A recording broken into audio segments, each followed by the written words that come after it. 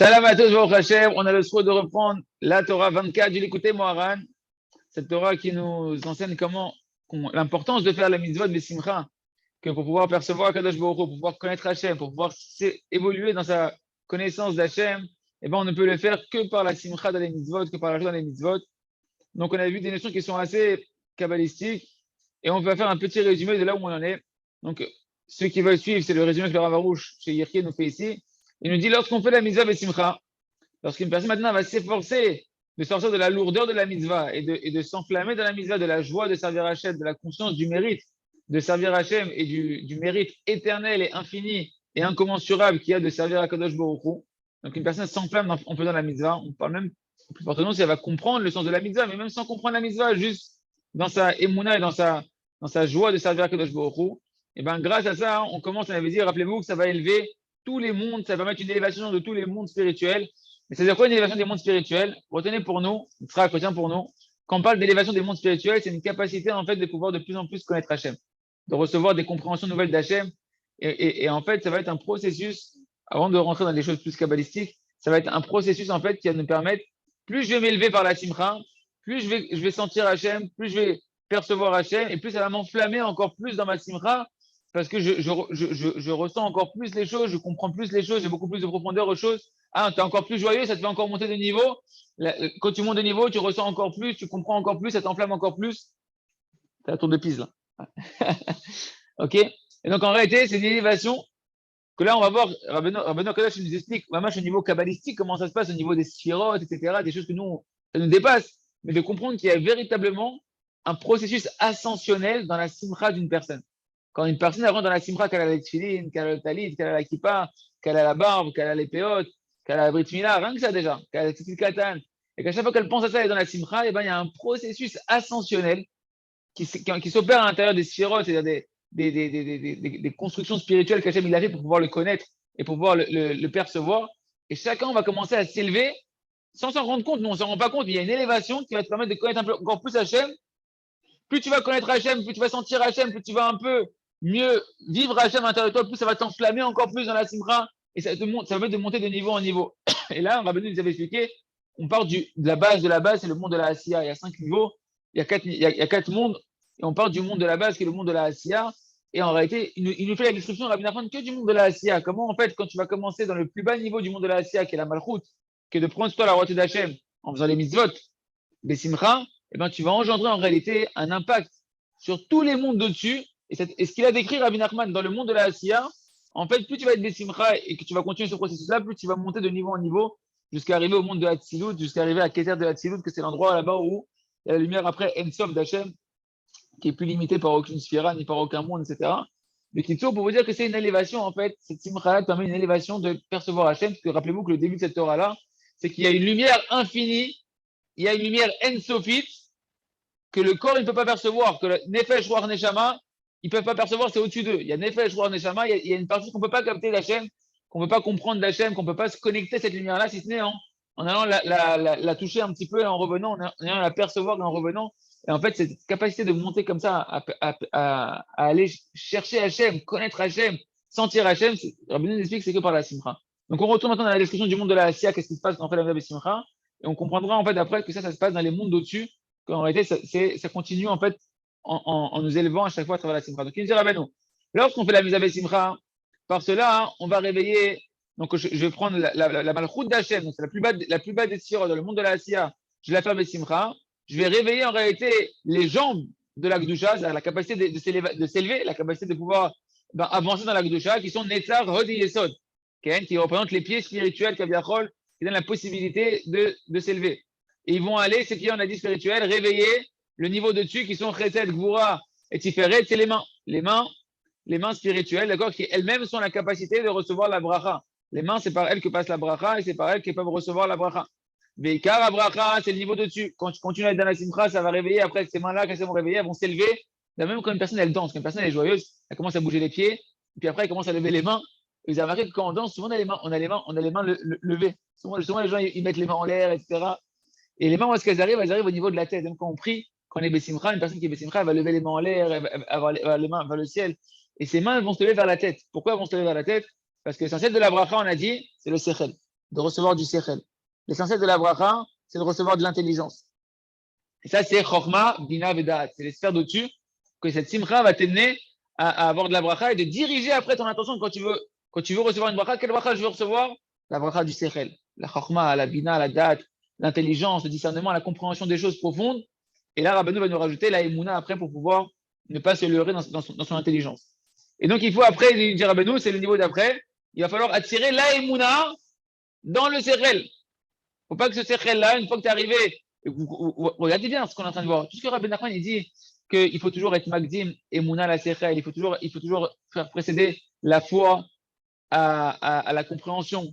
Et il dit Rabbi Nachman que là où la compréhension s'arrête, la foi elle commence. Donc en fait, ça commence par la foi. Après, j'ai la compréhension et après, il y a encore de la foi. Et en réalité, quand tu fais les mitzvot de simcha, c'est une dimension de foi. Tu commences par la émouna. Tu commences par le fait que je vais faire les mitzvot de simcha. Et pour aller faire les mitzvot de simcha, il faut y croire que la mitzvah, c'est quelque chose qui se passe ici, que tu es en train de servir Hachem, que c'est quelque chose que c'est ta vie éternelle qui en dépend et que tu vas gagner un sachar qui vaut plus que tout ce monde-là. C'est de la émouna, tout ça. Toute cette simcha dans la mitzvah, c'est une prière un peu de Naaseh Venishma. Je vais faire et je comprendrai. Je vois pas moi le salaire. Le salaire, tu le vois toi le salaire de ta mitzvah quand tu mets les filines, tu vois rien du tout. Tu es en train de mettre des trucs, des cordes de cuir avec un boîtier. Qu'est-ce que c'est ça? Et toi, tu fais des simcha. C'est une dimension de émouna. Tu commences à rentrer dans la Emouna, la Emouna va commencer à t'élever jusqu'à pouvoir recevoir des compréhensions, jusqu'à Chokma, Bina, Vadaat. Et après, une fois que tu vas recevoir de nouvelles compréhensions, même là-bas, il dit Rabbi Nachman, attention que cette intelligence que tu vas recevoir, quand tu es dans le niveau le plus élevé en fait du monde de la Asiya, parce il y a Malchut, il y a Netzar, Odesot qui sont les jambes, après il y a Chesed, Gvora, Tiferet, c'est les bras, après il y a Chokma, Bina, Vadaat, les mains, c'est la bracha, et Chokma, Bina, Vadaat, c'est de mettre du Sechel, de recevoir l'essentiel de la bracha, c'est l'intelligence. Attention maintenant, cette intelligence, de ne pas te reposer là-dessus. Il va falloir tout de suite que tu retournes dans la Emouna. Que tu as épuisé la Emouna du niveau d'au-dessus. C'est quoi la Emouna du niveau d'au-dessus? C'est ce qu'on va maintenant. C'est la Malchut du monde d'au-dessus qui est le monde de la Yetzira. Si en bas, tout en bas, quand j'ai commencé, c'est où j'ai manifesté ma Emouna? C'est quand j'ai fait les mitzvot. On a dit que c'était la sphère de la Malchut, du monde de la Asiya, dans l'action. J'ai pris le joug de la royauté d'Hachem sur moi, je crois dans la royauté d'Hachem, et je fais là-bas les mitzvot dans le summum, c'est-à-dire Simcha. Là-bas, je suis dans la Emouna. Je m'élève, j'arrive jusqu'à Chokma Ben Vedaat, tout en haut de la coma du monde de la Asiya, je suis arrivé tout en haut du monde de la Asiya. Et bien maintenant que tu as perçu des nouvelles perceptions d'Hachem, Chokma, Bina, Dad, même des compréhensions de la vie, etc., et bien là-bas, tout de suite, il faut aller chercher à mettre de la Emouna pour pas que ta tête et ton intelligence, elle te passe un écran avec Hachem et que tu vas arriver à des bonnes conclusions telles qu'Hachem, il sait qu'elles sont les meilleures pour toi, les bonnes conclusions qui vont être les conclusions, les conclusions les plus bénéfiques pour toi, pour ton éternité. Et ça va être marier l'intelligence avec de la Emouna. Et c'est quoi en fait ça? Écoute bien, Isaac, essaie de comprendre ça. C'est en réalité la malchoute du niveau d'au-dessus. Si tout en bas, quand j'ai commencé à faire les mitzvot, c'était une dimension de Emouna. J'ai fait les mitzvot de la malchoute, c'est la Emouna. Oui, je crois en Hachem, etc. Je fais les mitzvot. Et bien quand j'arrive tout en haut du monde de la Asiya, après il y a le monde de la Yetzira. Rappelez-vous qu'on a dit que dans chaque monde, il y a toutes les sphères aussi qui sont là-bas. Donc la sphère la plus basse du monde au-dessus, donc la connexion entre l'endroit le plus élevé du monde de la Asiya et l'endroit le plus bas du monde qui est au-dessus, qui est la Yetzira, ouais, parce que je vais monter de niveau, je vais percevoir encore Akadosh Baruch Hu, et bien c'est la Malchut, la plus basse des sphères du monde de la Yetzira, c'est la Malchut. Or la Malchut, c'est le symbole de la Emouna. Et bien en réalité, il va falloir connecter les deux mondes, c'est-à-dire que le monde de l'endroit le plus haut du monde de la Asiya, il va falloir le connecter avec l'endroit le plus bas du monde de la Yetzira, c'est-à-dire en fait, Chokma Bina Vadat, la compréhension que j'ai eue, que c'est la bracha, c'est le Sechel, mais il faut que cette bracha, pour que ce soit une véritable bracha, on a dit c'est un homme qui est rempli de Emouna, c'est un homme de bracha. Il faut que cette bracha d'intelligence, tu vas y mettre là-bas maintenant encore de la Emouna.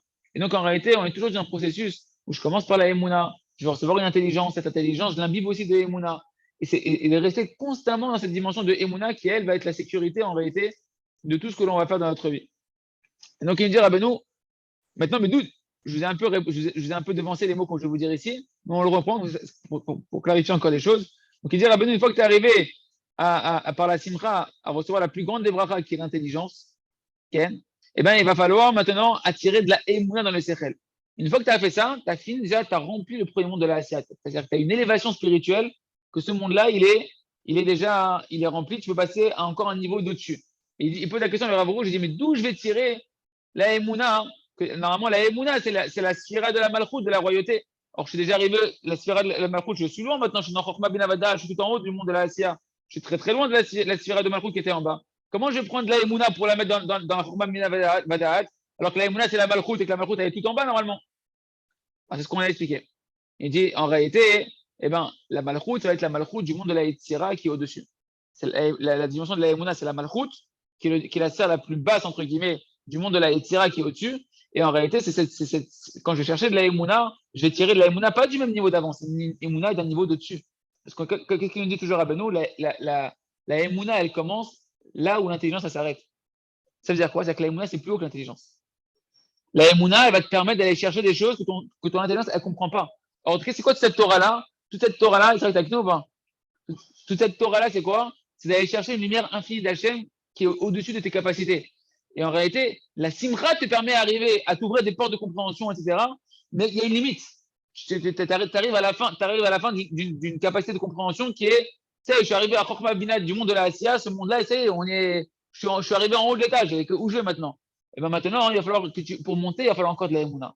C'est la Emouna du niveau du monde au-dessus. Et ça va venir maintenant habiller ton intelligence et te permettre de pouvoir dépasser en réalité les niveaux limités que tu avais atteints d'intelligence jusque-là. Et la bracha, Rabota, et la bracha, c'est le date, c'est l'intelligence. La bracha, c'est pas la parnassa, c'est pas la femme, les enfants. Tout ça, ça découle de la conscience d'Hachem. Tout ça, ça découle de l'intelligence que l'on va avoir, qu'on va donner à ce monde-là. Puis une personne, elle va être intelligente dans le bon sens du terme, utiliser la plus grande chose qu'Hachem t'a donnée en tant qu'être humain, qui est l'intelligence, pour connaître Hachem. C'est ça la bracha, c'est de mieux connaître Hachem, de mieux comprendre la Torah, de mieux comprendre qu'est-ce que je fais ici sur terre.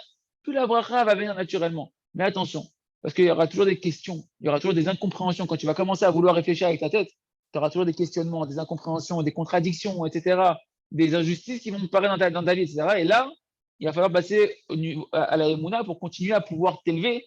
Et l'élévation ne se passera que dans la joie. C'est pour ça que le Rav nous apprend toujours de chanter, même si je ne comprends rien, j'ai la foi que tout est pour le bien, et de chercher cette simcha-là, parce que la simcha, c'est elle qui t'ouvre les portes. Rappelez-vous que la simcha, c'est elle qui enlève les écorces. La simcha, c'est elle qui enlève les écorces, et les écorces, c'est la tristesse, c'est les incompréhensions sur Hachem, c'est les doutes sur Hachem. Il n'y a que la simcha qui te permet d'enlever ces écorces-là, les écorces qui t'empêchent d'avancer, qui t'empêchent de rentrer. Une écorce, c'est quelque chose d'extérieur, c'est une barrière extérieure pour exploser les barrières, comme disait le Rabbi, que la joie explose la joie explose toutes les murailles, quelque chose comme ça, je crois. Il y a une notion comme ça, je sais que c'est le Baal Shem Tov. Et le Rabbi qui vient du Baal Shem Tov, en tout cas, moi, je l'ai souvent vu par le Rabbi, que la joie a la force de détruire toutes les murailles. C'est quoi les murailles? C'est les clipotes. C'est les clipotes, c'est les écorces. C'est des murailles qui t'empêchent de rentrer dans les niveaux spirituels de connaître Hachem, dans des kiffs d'Hachem, dans des compréhensions d'Hachem, dans la bracha d'Hachem. Ça, ces murailles-là, c'est la tristesse. Et en réalité, la simcha, c'est le moyen, la simcha dans les mitzvot, de casser les murailles et de découvrir Hachem qui est derrière, de découvrir l'amour d'Hachem qui est derrière, la bracha d'Hachem qui est derrière. Et ça, c'est de niveau en niveau. On reprend un peu l'explication qu'ici le Rav Arush ici. Ok. C'est ce qu'on a dit. Et donc là, maintenant, on peut comprendre mieux les mots de Rabbi Nachman. Je vous ai fait toute cette introduction-là, répéter ce qu'il a dit le Rav pour reprendre ce qu'il a dit hier très subtilement. J'avais dit que je le reprendrai aujourd'hui parce qu'on n'a pas tellement expliqué hier. On peut comprendre maintenant les mots de Rabbi Nachman qui dit Vezé Malchut de Yetzira Naase Mimena Chokma Binada de Asiya. C'est ça que la sphère de la royauté du monde de la Yetzira, qui est le monde au-dessus, elle va maintenant venir et elle va se transformer, ou bien elle va envelopper la Chokma, la Bina et la Da'at, les sphères de Chokma, Bina, Da'at, du monde d'en dessous, qui est le monde de la Asiya. Toi, dans tes actions, de tes mitzvot, tu t'es élevé jusqu'à un certain niveau, ça t'a ouvert des compréhensions, tu as enlevé des écorces, ça t'a ouvert des compréhensions, tu as découvert Hachem, tu as découvert des compréhensions extraordinaires, en proximité avec Hachem, en ressenti d'Hachem extraordinaire. Attention maintenant, pour continuer à monter, ton intelligence, elle va te poser des questions, tu vas avoir des incompréhensions, ton intelligence, elle peut te jouer des tours. Maintenant, il va falloir continuer à retourner dans la Emouna, continuer à chercher encore de la Emouna, d'arrêter d'essayer de comprendre et d'avoir foi qu'Hachem il est derrière, qu'Hachem il t'aime, etc. Et là, ça va pouvoir te permettre de monter de niveau en niveau. Ça va jusque-là ou pas? Continue? Okay. Donc, en réalité, si on conclut cette phrase-là, il dit le Rav, c'est pourquoi, en fait, la sphère de la Malchut, du monde de la Yetzira, c'est elle qui va influencer, qui va amener la Emouna à l'intérieur du Dad de la personne qu'il avait dans le monde de la Asya où il était. Okay, parce qu'il y a une Emouna, qui blie Emouna à Dad Loshlema. Tant qu'en réalité, tes compréhensions des choses, tu n'y mets pas de la Emouna dedans, et ben, ta compréhension, elle n'est pas parfaite et elle est même dangereuse. Maintenant, on reprend Odzaïn. Obifnimiut, Birkaan. Hein? De quoi s'arrête là? Justement, il va expliquer. Moi, je vous ai un petit peu ça, mais c'est ce qu'il va dire ici, mais au moins, ça va être moins brut de lire ce qu'il va dire Rabbi Nachman parce que non, une mitzvah. La simcha que tu fais dans une mitzvah, c'est-à-dire que Rabbi Nachman, et quand tu commences à. En fait, si tu veux, qu'est-ce qui empêche l'élévation? C'est la tristesse. La tristesse, c'est l'écorce. C'est comme si qu'en fait, tu as un ascenseur qui est derrière, tu vois. Tu as un ascenseur. Tu as un ascenseur, tu es devant un ascenseur, mais avant l'ascenseur, tu as des gardes, tu as des machins. On te dit, voilà, il faut que tu montes en haut de l'immeuble. Il faut monter tout en haut de l'immeuble. C'est un building de 1 million d'étages, d'accord? Et toi? Ouais, exactement. Chaque mitzvah. Chaque mitzvah. Chaque mitzvah en soi, c'est une capacité. Une mitzvah, il faut toujours retenir que mitzvah, c'est Milachon Tzavta, c'est une union avec Hachem. Une mitzvah, c'est une union avec Hachem, donc c'est une opportunité de t'unir et de connaître Hachem et de t'élever à connaître Akadosh Baruch Hu. Maintenant, qu'est-ce qui t'empêche de pouvoir véritablement t'élever dans la mitzvah? C'est l'écorce qui est devant, c'est la muraille qui est devant, et la muraille qui est devant, c'est la tristesse, la lourdeur de la mitzvah, la monotonie de la mitzvah. Et Rabbi Nachman, il dit, si tu fais l'effort par toutes sortes de moyens, tu peux prendre tous les conseils que tu veux, mais de faire la mitzvah besimcha, de chercher dans la mitzvah à chercher avec besimcha, mais si tu vas le faire de manière extérieure au début et que tu vas prier pour réussir à croire vraiment qu'il se passe quelque chose, eh ben, tu vas casser l'écorce, tu vas casser le mur devant l'ascenseur et il y a un ascenseur qui est parti en fait. L'ascenseur, quand tu rentres dans la simcha, il y a un ascenseur qui se passe. C'est-à-dire que toi, là tu n'es même plus en travail, c'est-à-dire que la simcha elle-même, elle fait le travail de t'élever, ça va t'ouvrir des compréhensions. Combien de fois une personne, quand elle est besimcha, elle comprend des choses, il y a des choses qui lui viennent dans son esprit, etc. C'est ça que Rabbi Nachman il dit, ne cherche pas à comprendre les choses, d'abord cherche à être besimcha. Soit magdin la emuna au sechel. Fais précéder d'abord la foi à la compréhension. Parce que ta foi va t'amener à la joie. La joie va t'ouvrir les portes de la compréhension.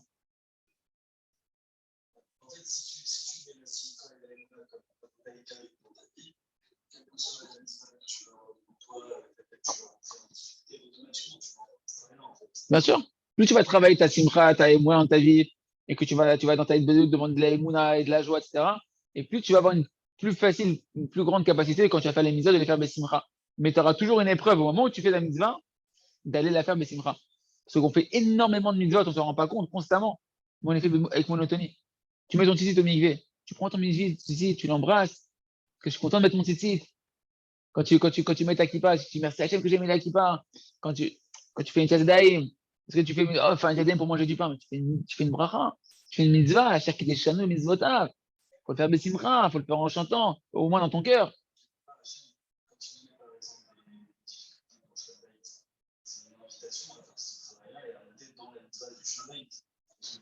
Tout, bien sûr, bien évidemment. Ouais, n'importe quelle épreuve, que ce soit dans ton shalom bayit, que ce soit dans tes enfants. C'est des invitations évidemment à travailler ta émouna et à faire la mitzvah d'honorer sa femme, de réjouir sa femme. Bien sûr que c'est un travail. Mais on aura toujours le même travail, le travail d'aller chercher une besimcha. Et dès que tu es besimcha, dès que tu arrives à faire ce travail-là, tu t'entraînes une élévation. Rappelez-vous que le Harizal, il a dit que tout ce qu'il a appris, qu'il a reçu comme roi HaKodesh, il a reçu de la simcha des mitzvot. Et parce qu'il faut comprendre que le plus grand plaisir d'Hachem, c'est pas la mitzvah. C'est que quand les enfants, on comprend ça, quand tu dis à ton fils, bien sûr, parce que quand tu dis à ton fils, le Rav, je me rappelle à l'époque, il y a 12 ans, le Rav, il avait donné un machal pour montrer que combien Hachem, ce qu'il veut, c'est la volonté et la joie dans les mitzvot et pas les mitzvot en elles-mêmes. Il veut les mitzvot, il veut la joie dans les mitzvot. Il avait donné un machal extraordinaire. Très simple, très simple. Et quand plus tes parents et tes enfants ils grandissent, plus tu comprends ça. Il dit, regarde, un père qui demande à son fils, et à son prie ou à sa fille, mon chéri, tu peux passer, la maman elle est fatiguée, elle n'arrête pas, ça n'arrête pas, etc. Tu peux passer le balai là pour nettoyer la maison pour Shabbat. Et t'as un fils, il vient, il dit, il prend le balai, il va faire l'ordre de son père. C'est toujours moi qui dois passer le balai, j'en ai marre, toujours un moi il me demande le balai, c'est pas possible, je suis un esclave dans cette maison. Allez. Le père, il voit ça.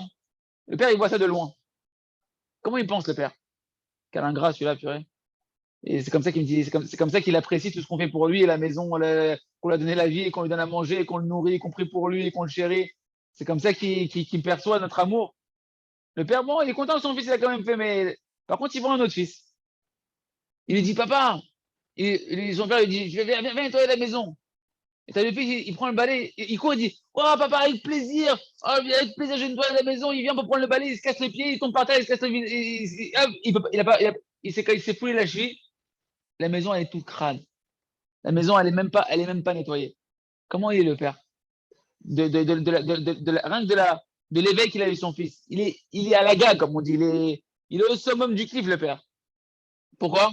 Parce qu'il a vu ici le cœur de son fils. Il a vu comment son fils, il aime son père, comment son fils, il est reconnaissant envers son père, comment son fils, il a un lien avec son père. Alors, quand chacun imagine si maintenant, le fils, il a vraiment nettoyé la maison, et quand il nettoie la maison, il dit Toda Rabba Lecha Hashem Yitbarach, que je peux remercier mes parents. Et il est là, le truc, il est content, que je peux faire semblant d'être reconnaissant envers mes parents, pour ce qu'ils font pour moi, que c'est rien ce que je suis en train de faire, je fais le balai. Le père, il voit ça. Quelle joie pour le père, quel nachatroa pour le père. Ben, c'est pareil. En réalité, quand nous, on parle ici de Simcha et des Mitzvot, il faut comprendre que c'est le plus grand plaisir à Hachem, et c'est la vérité. Hachem, c'est le kiff du kiff. Hachem, c'est l'amour de tous les amours. Hachem, c'est le bonheur de tous les bonheurs, c'est l'extase de tous les extases. C'est la vérité d'être Bessimcha. C'est-à-dire d'être Bessimcha, c'est d'être dans la vérité. C'est de connaître Hachem. La vérité, quand on parle de, faut toujours Bibi dire Rabbi Nachman, la Emouna de la vérité, qu'une vraie Emouna, c'est une Emouna qui a un but de vérité. Ravarouche et Yahye, au Hachem, qui nous donne avec simplicité les profondeurs de ce qu'il veut dire Rabbi Nachman. Il nous dit, c'est quoi la vérité? C'est qu'Hachem t'aime, inconditionnellement. Quand tu connais ta Emouna avec cette vérité-là, quand tu vas faire une mitzvah, et quand tu fais cette mitzvah, tu dis, c'est pas une ramma, que là, je suis un esclave d'Hachem, que j'étais envoyé pour être asservi dans les mitzvot. Tu dis, non, ici, j'ai l'opportunité de me connecter à l'amour d'Hachem, de sentir l'amour d'Hachem, de sentir combien Hachem, il est bon, combien Hachem, il est top avec moi. Et que de ça, je remercie Hachem, je suis Bessimcha parce que je ressens la vérité. Là, ben, mon frère, tu es en train de monter de niveau, tu es juste en train de connaître Hachem. Tu es en train de, par ta joie, tu es en train de démasquer Akadosh Baruch Hu, démasquer le vrai visage d'Akadosh Baruch Hu. Et ça s'appelle s'élever. Tout ce qu'on parle des mondes là, depuis tout à l'heure, Asiya, Bria, et Tira, et ça, c'est juste enlever des voiles. C'est juste te rapprocher un peu plus de la réalité qui est Akadosh Baruch Hu. Comme si que tu le vois de très loin, Akadosh Baruch Hu, tu vois une ombre à travers des voiles, etc.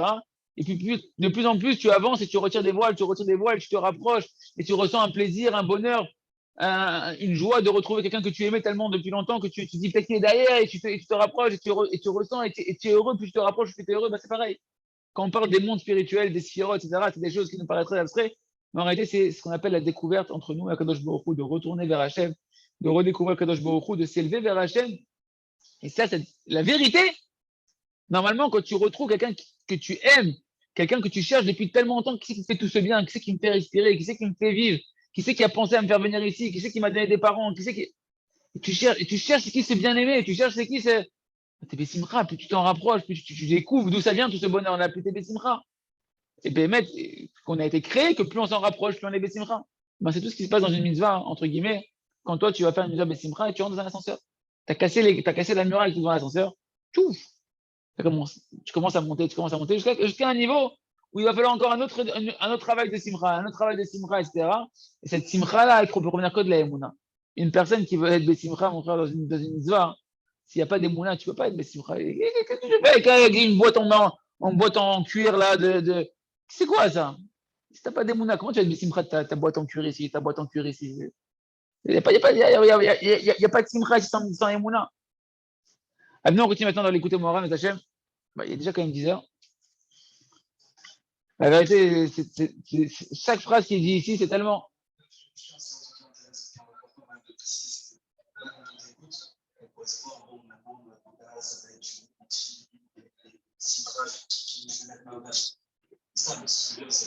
Avant ça, je pense que c'est très chaud que chacun regarde déjà son Daïs, sa parnassa, s'il est simcha dans sa parnassa, de faire ça honnêtement, en réduisant le temps qu'il y passe pour pouvoir consacrer maintenant en travaillant sa émouna, il y a des choses qui arrivent.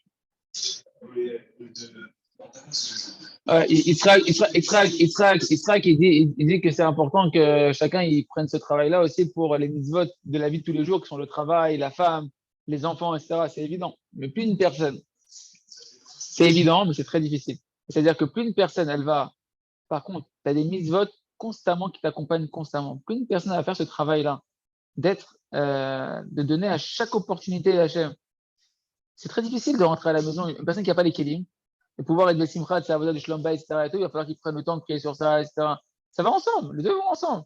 Mais de savoir que chaque mitzvah que tu fais, il y a une potentialité ici de créer de la émouna, de la joie avec Hachem.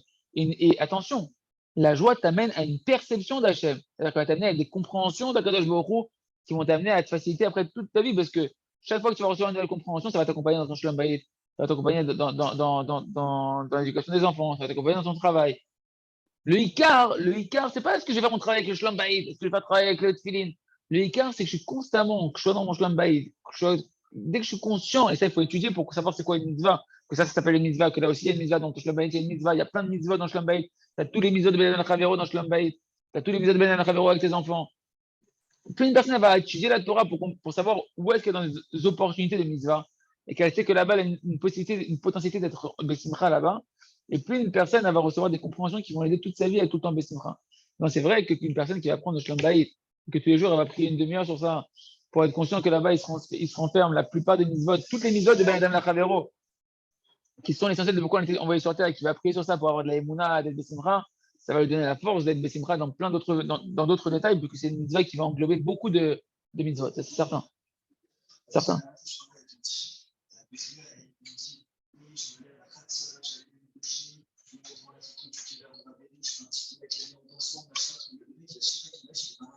כן, כן, כן. בסדר, בסדר. אבל העיקר, encore une fois, c'est que chacun à son niveau, qui s'efforce d'être Bessimcha, de faire une Bessimcha, et l'ascenseur, il se met en marche, et tu vas recevoir des compréhensions du service divin, des compréhensions même pour la vie de tous les jours, extraordinaires, qui seront un fruit de ta Simcha. Et attention que quand tu comprends les choses, de les remarier avec de la Emouna. Hachem, on reprendra demain à la Haute Zayin, merci Hachem, Chazak,